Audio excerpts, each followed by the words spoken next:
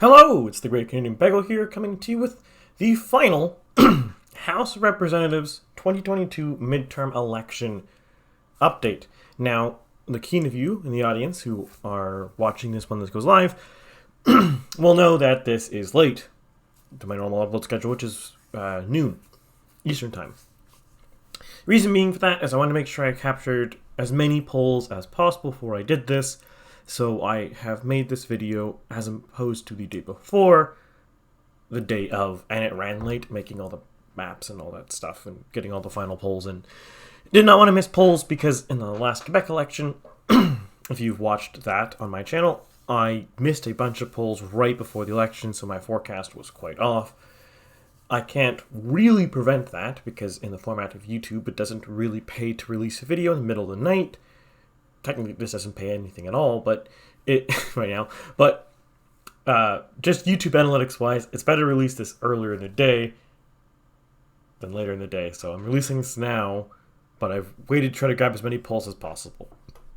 And there was 2 since the last put numbers in. So here's what we got. So just to do some real quick basic here, what has changed from last week? Now, the overall net is the expectations the Republicans clamped down a bit.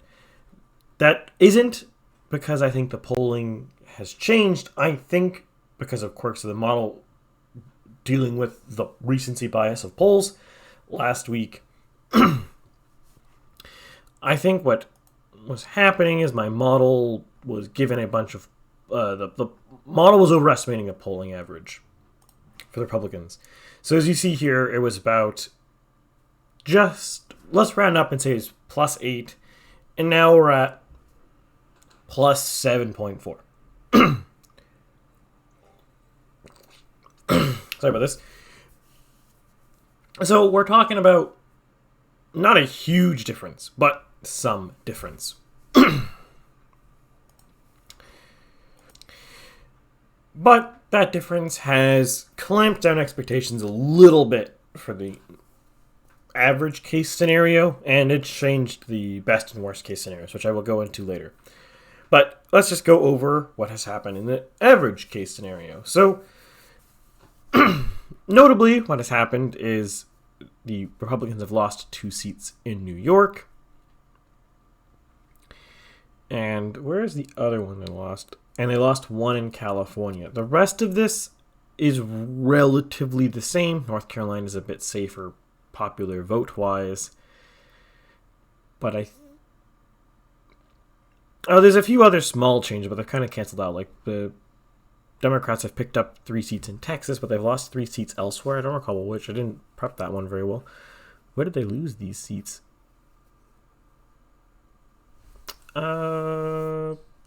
Don't remember. So, anyways, the math does work out here. I did recently just crunch the math, but I don't want to spend a moment here flailing around trying to find where they've lost the seats, because they definitely did, because I did literally just compute this math. But anyways, why might this be? Well, I think, again, really emphasis here, this isn't, I think, the polls changing.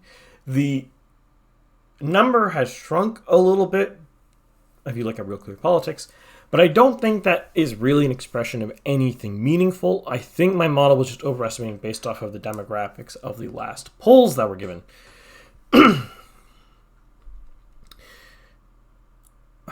So, is this what we should expect on election day? Well, not necessarily.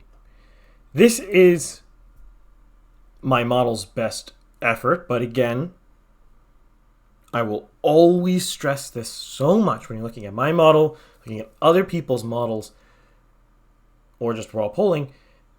You do have a margin of error in this based off of methodology of the model. It's very hard to forecast. I don't really like giving confidence intervals as a result because I can't really calibrate confidence intervals. Because yes, you can use pure statistics to calculate the confidence interval, but my model isn't a pure statistical model. So it's not perfect. And if you the important thing is you have to look at the track record of the modeler, the forecaster, the pollster, and compare it to what happens. I typically get about 90 to 95% accuracy on seat totals, though I am generally quite good. Quite low mean squared error, like 2 to 3 range for popular vote. So popular vote wise, if we pick back here, I'm quite confident because a mean squared error of 3 in an election with 6 parties is a lot. Actually, that really shouldn't matter. I know it should matter because there's more possibility for it. Anyways, the most typically error you'll see on my end is maybe like plus or minus 2 on point value, which might sound like a lot, but that's really pretty low. And for the US, I think I was even lower for 2020 presidential. I'm trying to think what it is. I think I had Biden at... let me just pull up the spreadsheet, because this is relevant for people considering this. So I had Biden at...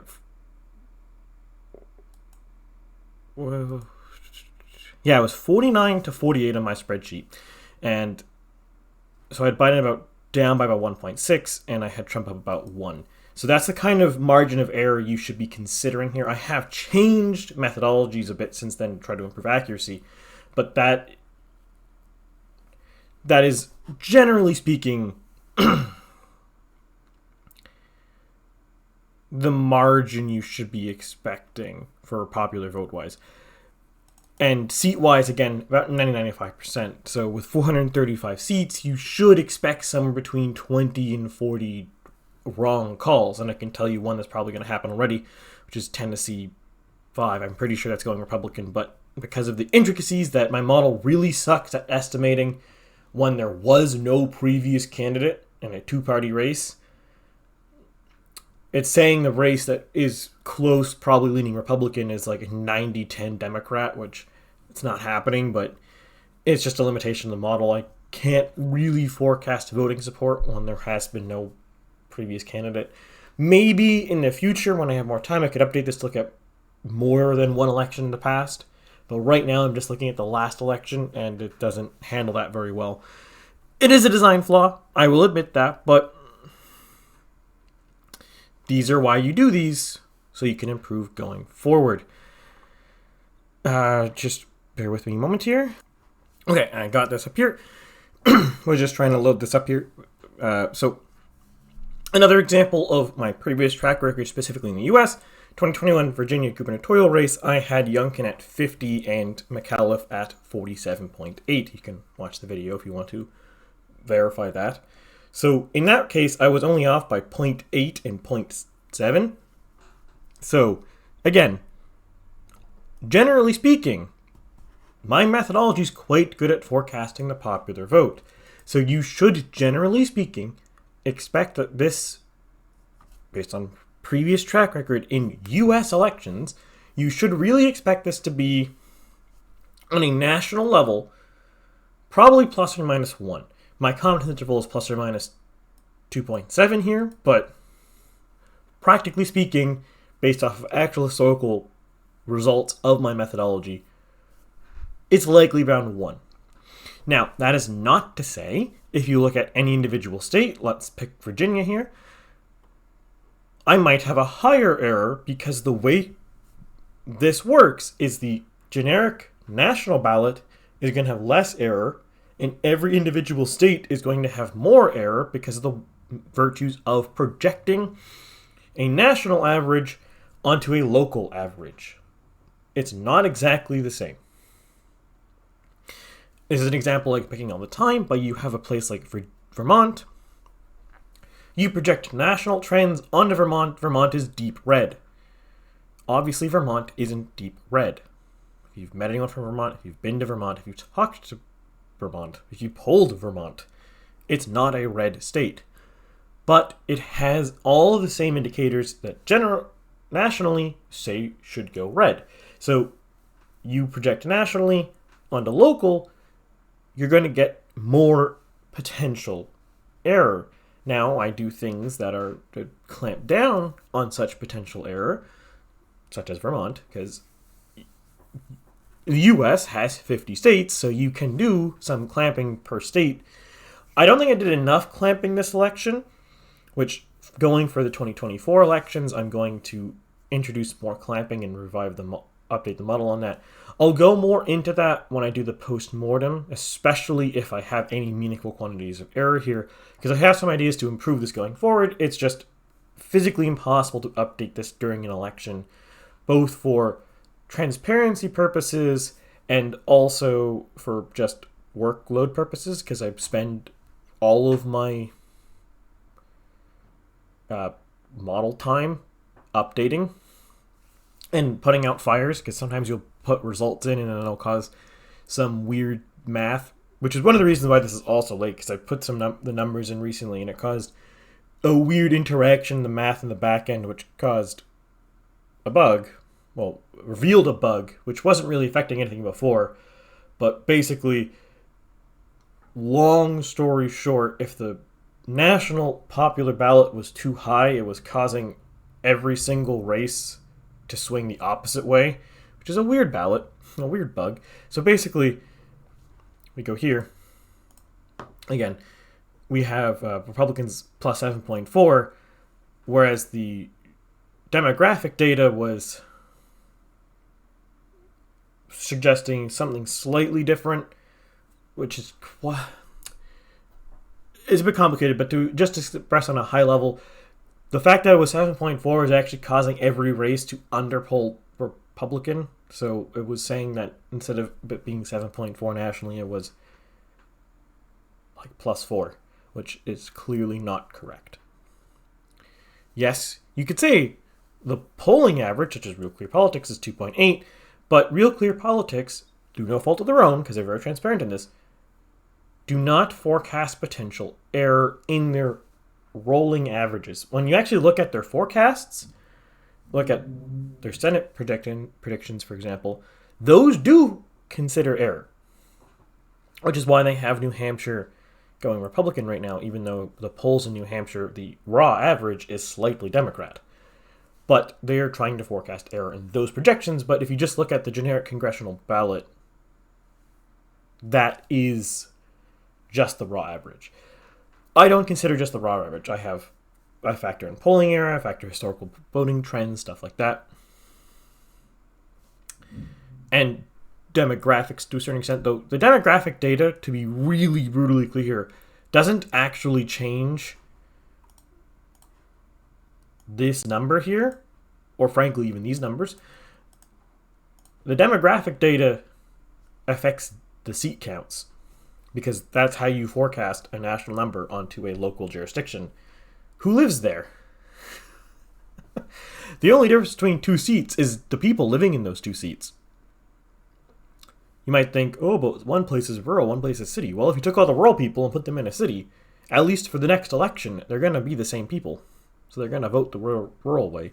In the long term, you'll probably see the urban people and the rural people assimilate into their new environment, because I think urbanicity is one of the few variables that is predictive or is causative of voting preferences, whereas I think most are just correlative, such as education, which I've mentioned many times before. I flat out reject the idea that education is causative of voting preferences. Going to university doesn't make you a Democrat. The idea that you want to be, the jobs that you want from going to university tend to be jobs that Democrats want. That makes sense. Jobs make you Democrat or Republican. Let's just put it that way. The job is the causative factor. The education level required to get that job isn't causative. Especially if you're looking at right now, in the polling, let me just close these. We go in the polling here, we go to education level. Oh, wait, look at this. The Republicans are slowly leading university education now. What? I thought university education were liberals. No. That's not the causative factor. Going to school for something doesn't make you a Democrat, or not going to school doesn't make you a Republican. The job choices there does. Does that make sense? And one place that is causative is income levels, but not in the way you think it is. Being relatively poor, under 50,000 isn't poor in and of itself, but most people who are poor are under 50,000. For example, if you have a family of 10 and you have 100,000 income, you're probably poor. You might have good income, but you have a lot of mouths to feed, a lot of clothes to buy, a lot of room, and a lot of house that you need to maintain. So you're relatively poor in that regard. Whereas if you are a single man living in a studio apartment, 50,000 a year is quite a lot of money. More so if you're living with your parents. Anyways, that was a digression there. So where the demographics here, such as income, where this is causative, is the poorer you are, the more concerned you are about things like inflation, jobs, and the economy in general, except when you get so poor you're on welfare. Then you have an interesting bifurcation. Then you have some people on welfare just want to vote to preserve the welfare. These people are the ones I like to have to classified as having given up. In other words, they're so beaten down by life, they don't think they can improve their situation anymore. So they just want to preserve the current benefits they get as much as they can by voting. And then you have the other group, which doesn't like welfare, collecting welfare, and they want to do everything in their power to vote for the most pro-business, pro-job person possible, which can seem counterproductive. And this is something you see quite often when you talk about politics online, or you read about politics online. You have these elitist, for lack of a better term, assholes who think people are voting against their interests because they don't vote the way the person wants to vote. You might see this a lot, for example, on Reddit, reading about politics, where you'll might have, in the case of Reddit, though this happens everywhere, and on both sides, you'll have a left-wing Redditor being like, poor people are voting against their interests by voting for right-wing parties. No, you're an elitist shit. Some people maybe don't understand what they're voting for and vote for the wrong thing, maybe. But in general, people are really good at voting for their own interests. Because keep in mind, everyone has different interests. You saw this really recently. I think it's The View. One of the hosts on The View was saying Republican women are like roaches voting for Raid and voting for the Republicans this midterm because the Republicans are anti-abortion. If you are an anti-abortion woman, then you are voting for your interests there. It is an elitist, paternalistic viewpoint to say somebody is voting the wrong way. No, people don't vote the wrong way. People vote for their interests. You might be able to change what someone thinks is their interest with a good campaign, with good marketing, with good rhetoric. But in that case, you didn't change why they're voting. They're still voting for their interest. You just convinced them that something else is their interest. A lot of times, politicians and media pundits have this really cynical, talking down, elitist viewpoint on voters. People are not stupid. Most people in the US, sure, most in the West, we could even say, most are not geniuses, because that's impossible. Some might not even be very well educated, but education is very not correlative in your ability to interpret what's good for you. In other words, what your interests are. But in general terms, people tend to vote for their interest. You look at unions. Hardcore union people, who do they vote for? The pro-union party. Oh, yeah, that makes sense. Small business owners, who do they vote for? The party that supports the most pro-business agenda. That makes sense. Huh. Big corporations, who do they support? Who do they donate to? Who do they fund? The people who support the most anti-competitive policies. Wait, why would that be the case? Well, the big business doesn't want a free market. Free market is antithetical to big business. Big pharma hates a free market. Walmart hates free markets. Amazon hates free markets. Free markets are bad for those companies. The moment you see someone like Amazon, who has millions of employees, maybe not millions, but thousands and thousands of employees supporting minimum wage increases, you should be really sus.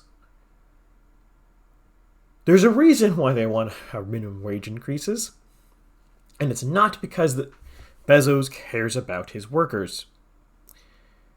It destroys his competition because he can take the hit. Similarly, with corporate tax income increases, but this is a digression.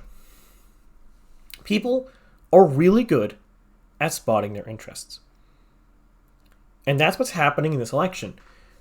The entire election has been the Democrats, pardon me again, flailing around, basically, because they have a partisan agenda they want to put in, which isn't to dig at the Democrats. Every politician is partisan. But they have a very ideologically motivated agenda they want to put in. They want to end the fossil fuel industry. They want to push in CRT and gender theory as hard as they can. And they want to defend and expand abortion rights. That is their very partisan agenda. Very ideologically motivated agenda. And they're flailing around because they don't want to pivot from this. And this agenda is against the interests of most voters. Why is that? Well, let's break this down one by one. Ending the fossil fuel and or oil industry. I guess it's the same thing. Oil and coal, let's say. Why is that against the interest of most voters? Well, obviously everyone working in those industries at any level is opposed to this, so they're going to vote against it on just pure or self-preservation terms. You don't want to vote to destroy your own job. Sure, I'm sure you can find an oil rig worker who's a hardcore Democrat who wants to end the oil industry. I'm sure they exist, but they are such a small minority of people, it doesn't matter. And in that person's case, I bet you if you talk to them, they still can justify it, why they're doing it. Because if you are that rare person working in oil and gas who wants to end the oil and gas industry, you're probably in the oil and gas industry because you have no other choice and you're hoping the ending of this industry will create different jobs that you like better on a moral level. It's probably a moral interest reason. So again, even they're not voting against their own interest, but they're a very small minority of people. But then you also have a wider majority of people who are opposed to this because energy prices are already increasing everywhere. Alternative energy forms like solar and wind are very intermittent and very unreliable and are quite expensive. And places like Germany are really showing right now that you can't rely on that as the only source. And things like gas prices are obviously increasing right now because of lower oil prices, and there is no alternative for the average person. And don't get me started on electric cars. They're stupid. Full on. They're dumb. They are an elite person's play toy. So, stopping oil and gas production in the U.S. is is against the interest of the average person in the U.S. So that immediately puts them against the Democrats on that issue. That is a minority issue for the Democrats. In other words, a minority of people support that. What's the next big one? Critical race theory and or gender theory. This is the same kind of one. Well, in general terms, very people... Man, I cannot speak today. Or, sorry, my throat is not happy today. Sorry about this, boys. So, in general terms, both of these theories and their derivatives that are being taught in schools, the implications of these theories, are offensive to the average generic American who grew up with colorblindness and other such policies. I don't want to go too far into this. But you look at places like Virginia, where this most recently happened, parents don't want their kids taught this at all. And you look at pretty much every state, they don't want their kids taught this. Full stop. And you start looking at other states like Florida or Tennessee, they don't like the idea of gender-affirming care for kids. Full stop.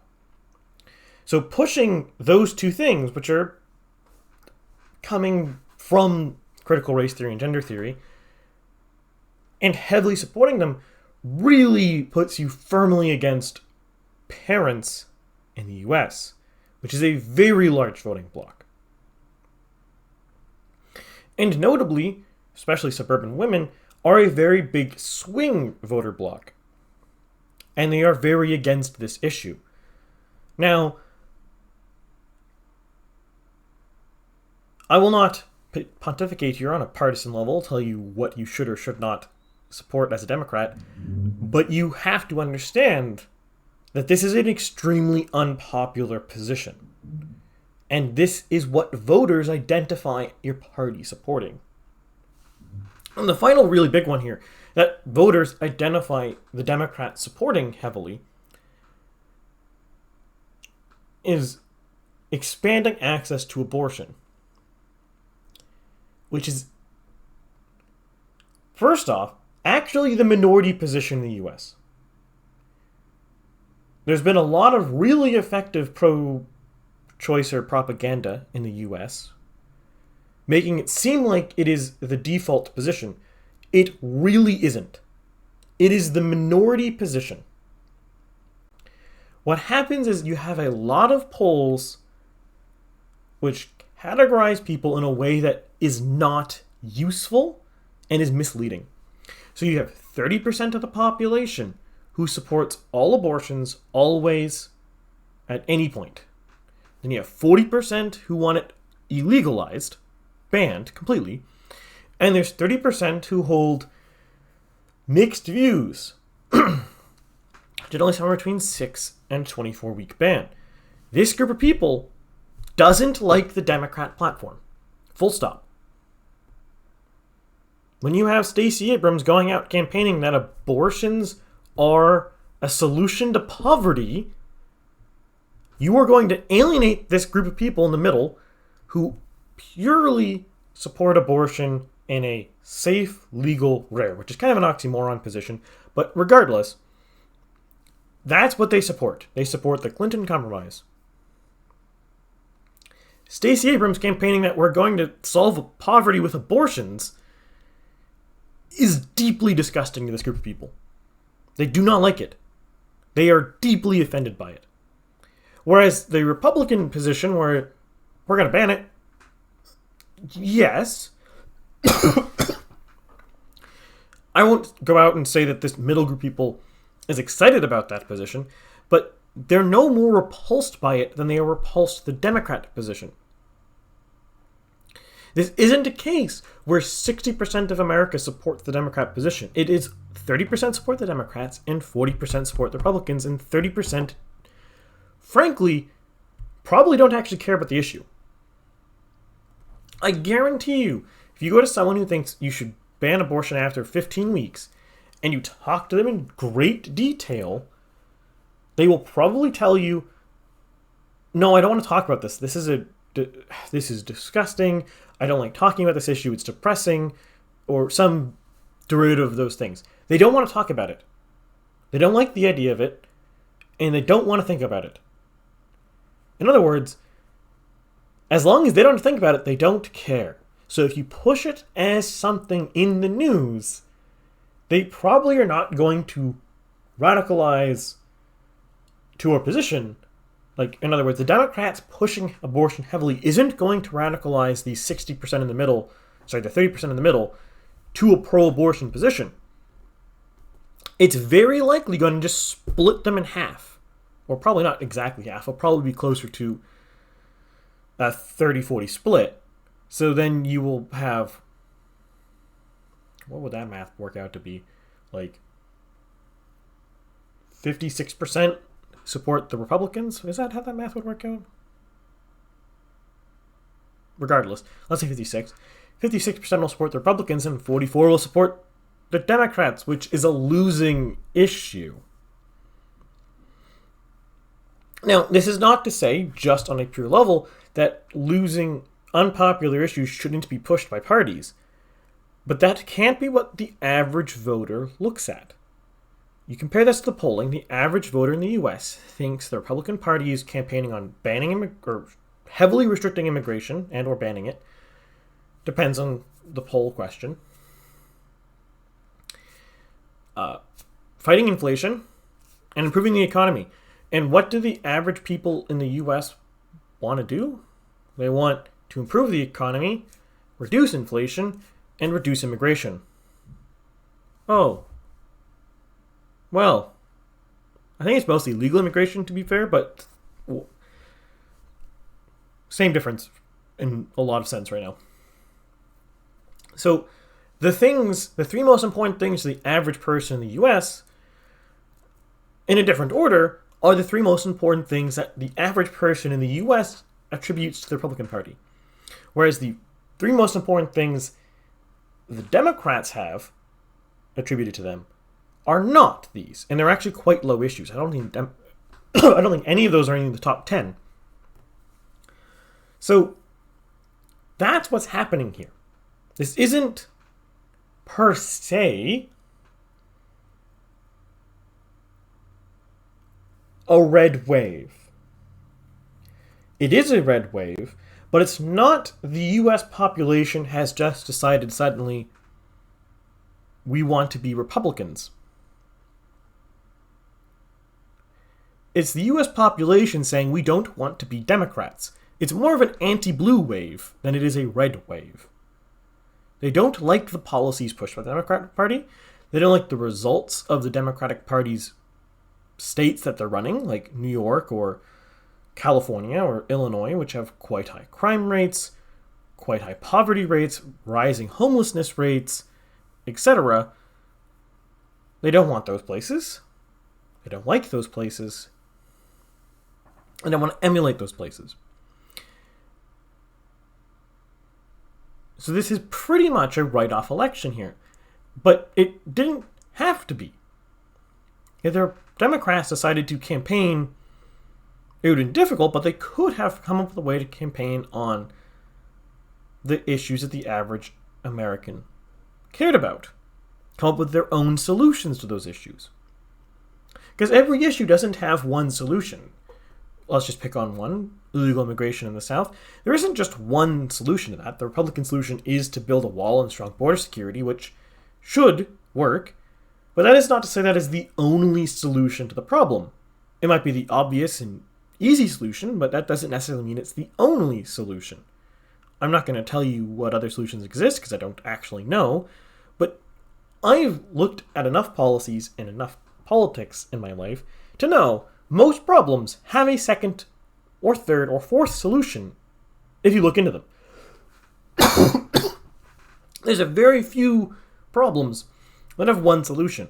And most of those are because you're tweaking a number. Like the central bank interest rate has a single solution right now. It should go up. It should have always gone up, but that's a different topic. I'm going to get into, hopefully, it'll be after the election here, but we'll see. So just to wrap this one up here, this main point here. This is on the precipice of a red wave, possibly red tsunami, but this is better characterized, I think, as a blue recession or maybe a blue depression. We'll see how this carries out 2024. It might benefit the Democrats for 2024 if the Republicans can get into office and can't do anything, because oftentimes the Republicans, when they have control, don't do anything. But if they pass a bunch of bills and Biden vetoes them all, well, there you go. They can just point to Biden's vetoes. And if they pass a bunch of bills and Biden doesn't veto and they fix problems or mitigate the problems, then you have pretty much the biggest layup to 2024 possible. Because the Republicans can say under the Democrats for 2 years of a trifecta, everything got worse. You gave 2 houses to the Republicans, and then we got everything fixed. That would be a really bad layup. So the Biden going in after this midterm is going to be in a very tough situation, just pure voting strategy. But before we finish this up, I will go over the best and worst case scenarios. So here we got the best case scenario for the Democrats, and it is a very close scenario here. So it is a 30-seat swing from the average case. I think it's very unlikely. And just to pull up the overall, there we go. Overall here. So from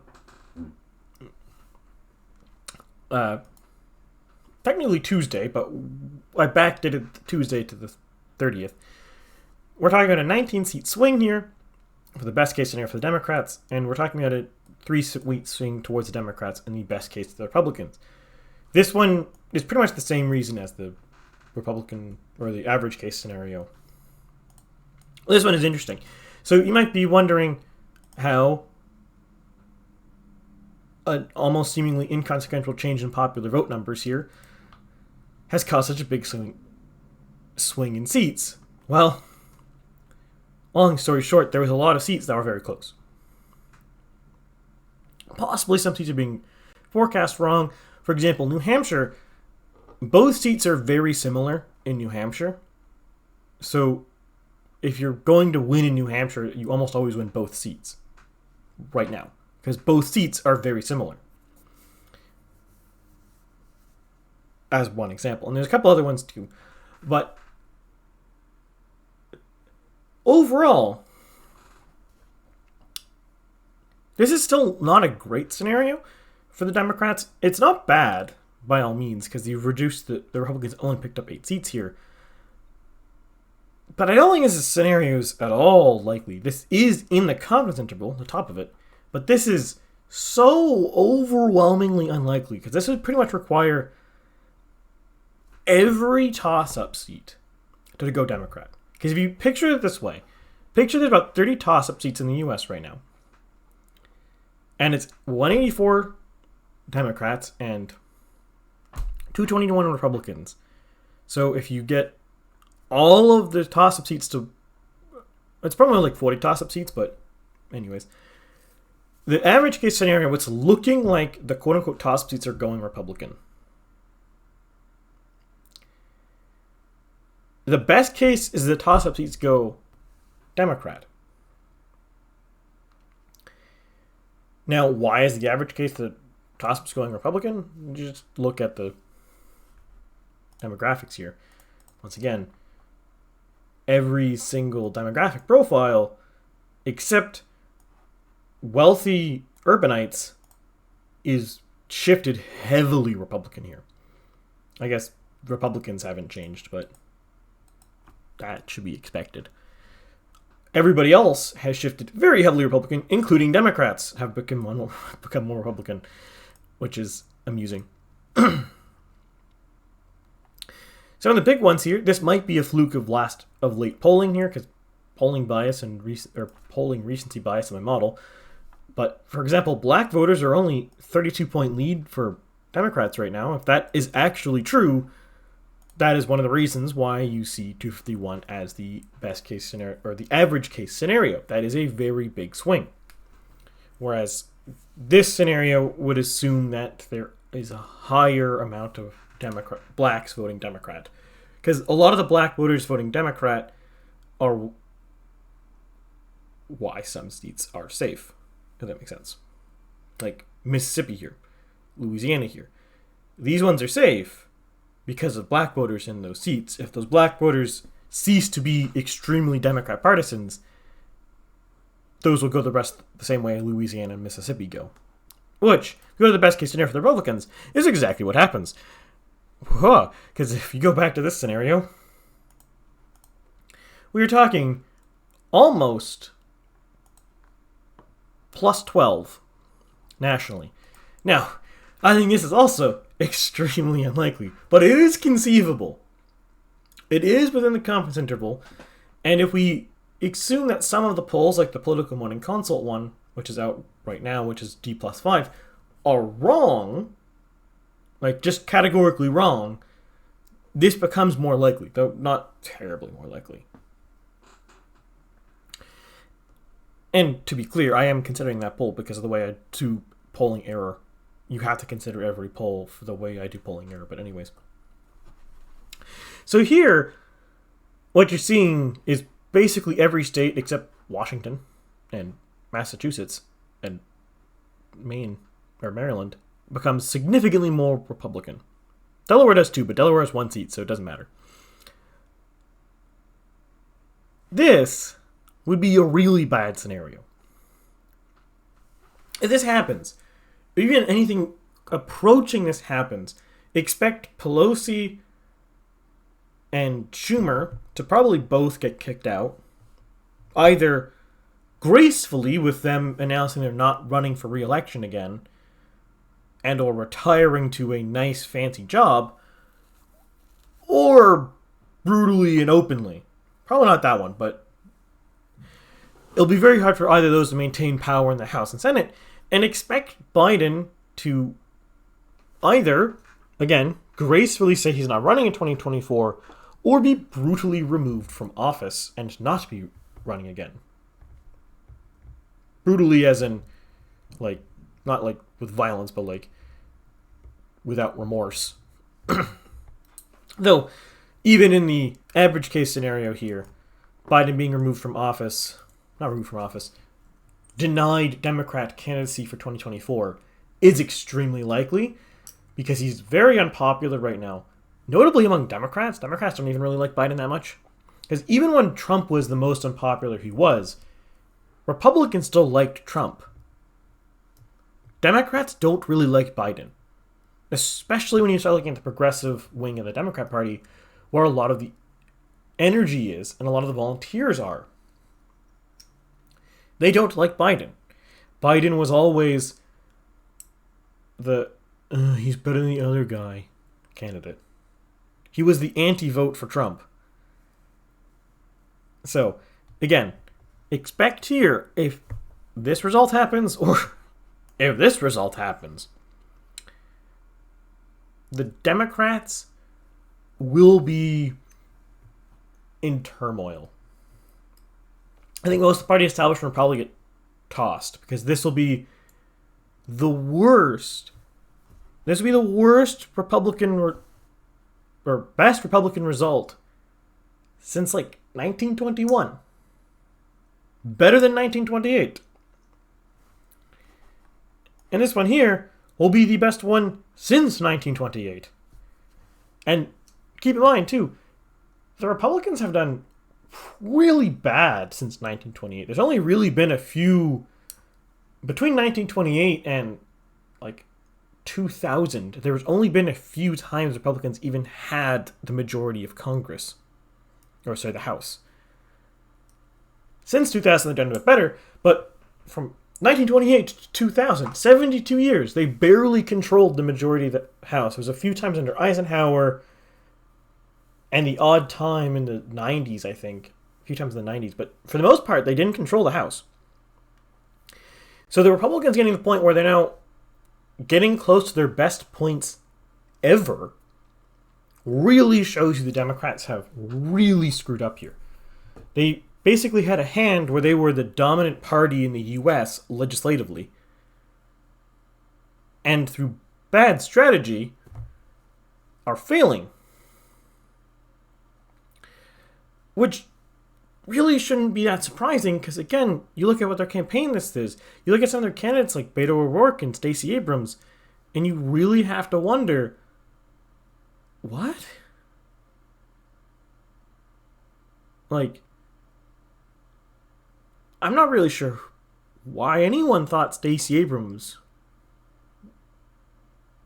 was a good choice in Georgia. It's also really funny considering the Democrats are always, these days, complaining about Trump denying the election when Stacey Abrams still hasn't ever conceded and still claims she only lost by voter suppression. Isn't that the same thing of what Trump did? How can you support that woman if one of your biggest things as a Democrat is you don't like that Trump denied that he lost? She did that. I'm confused. Doesn't make sense to me. Well, with that, I will wrap this up and I will bid you adieu. And I hope to see all of you, or at least some of you, on Tuesday when I will be doing a live stream at 8 Eastern Time going over the election result. And hopefully we'll get a lot of people there and be live Q&A and all sorts of stuff, and we'll discuss what's, the election is. With that, I'll see you Tuesday, hopefully.